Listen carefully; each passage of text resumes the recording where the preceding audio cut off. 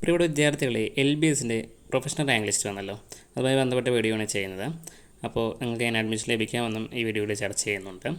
അത് നിങ്ങൾ ആ ലോഗിൻ എന്ന് കാണുന്ന ഭാഗത്ത് പ്രസ് ചെയ്ത് മുന്നോട്ട് പോകുക. അടുത്തായി വരുന്ന വിൻഡോയിൽ ആപ്ലിക്കേഷൻ നമ്പർ നൽകി നിങ്ങൾ വെരിഫൈ കൊടുത്ത് രജിസ്ട്രേഷൻ ഐഡിയും പാസ്വേഡും നൽകി ലോഗിൻ ചെയ്യുക. ഈ രജിസ്ട്രേഷൻ ഐഡി ഞാൻ ആപ്ലിക്കേഷൻ മറന്നിട്ടുണ്ടെങ്കിൽ ആപ്ലിക്കേഷൻ ഇൻഫോ റിക്കവറി എന്ന വഴി നിങ്ങൾക്ക് എടുക്കാവുന്നതാണ്. അതുപോലെ തന്നെ പാസ്വേഡ് മറന്നു വയ്ക്കാൻ ഫോർഗെറ്റ് പാസ്വേഡ് കൊടുത്തും തിരിച്ചെടുക്കാവുന്നതാണ്. ഓക്കെ, അപ്പോൾ അങ്ങനെ ആപ്ലിക്കേഷൻ നമ്പർ കൊടുത്ത് വെരിഫൈ കൊടുത്ത് മുന്നോട്ട് പോവുക. തുടർന്നുണ്ടെങ്കിൽ രജിസ്ട്രേഷൻ ഐ ഡി ആൻഡ് പാസ്വേഡ് നൽകി ലോഗിൻ ചെയ്യുക. അവിടെ നിങ്ങൾക്ക് വ്യൂ പ്രൊഫഷണൽ റാങ്ക് ലിസ്റ്റ് എന്ന് കാണാം. ഓക്കെ, അത് പ്രസ് ചെയ്യുക. അപ്പോൾ തുടർന്നുണ്ടെങ്കിൽ നിങ്ങളുടെ റാങ്ക് 1 ആൻഡ് റാങ്ക് 2 എന്ന് കാണാം. ഈ റാങ്ക് 2 BASLPക്കുള്ള റാങ്കാണ്. അതിൽ തന്നെ SM റാങ്ക്, അതായത് സ്റ്റേറ്റ് മെറിറ്റ് റാങ്ക് ഉണ്ടാകും. അതിനുശേഷം വരുന്ന ഒരു കോളത്തിൽ നിങ്ങളുടെ റിസർവേഷൻ റാങ്ക്, അതായത് ഈ കുട്ടികൾ മുസ്ലിം കാറ്റഗറിയുള്ള റിസർവേഷനാണ്. ഓക്കെ, അതുമായി ബന്ധപ്പെട്ട റാങ്ക് ഉണ്ടായിരിക്കുന്നതായിരിക്കും.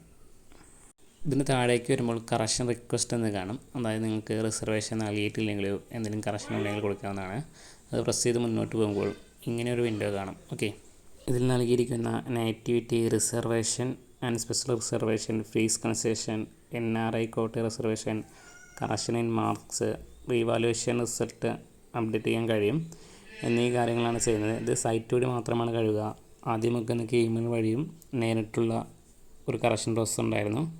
അത് ഈ ഒരു സാഹചര്യത്തിൽ കഴിയുന്ന എല്ലാ വിദ്യാർത്ഥികളും ശ്രദ്ധിക്കേണ്ടതാണ്. ഓക്കെ, വിദ്യാർത്ഥികൾ ഇതിലേതെങ്കിലും കറക്ഷൻ ഉണ്ടെങ്കിൽ ടിക്ക് ചെയ്ത് സേവ് റിക്വസ്റ്റ് കൊടുക്കുക. ഇന്ന് 5 മണി വരെയാണ് ഇതിനുള്ള സമയമുള്ളത്. വിദ്യാർത്ഥികൾ ശ്രദ്ധിക്കേണ്ടതാണ്. ഓക്കെ, തമ്പനിയിൽ കണ്ടപ്പെടുത്തുന്ന വിദ്യാർത്ഥികൾ അഡ്മിഷൻ ലഭിക്കുമോ എന്നൊരു സംശയം ഉണ്ടാകുമല്ലോ. അതായത് നിങ്ങളുടെ SM റാങ്കും ഈ കാറ്റഗറി ബേസ്ഡ് റാങ്കും നിങ്ങളൊന്ന് കമൻറ്റ് ചെയ്യുക. അപ്പോൾ എന്നെ റിപ്ലൈ തരുന്നതായിരിക്കും.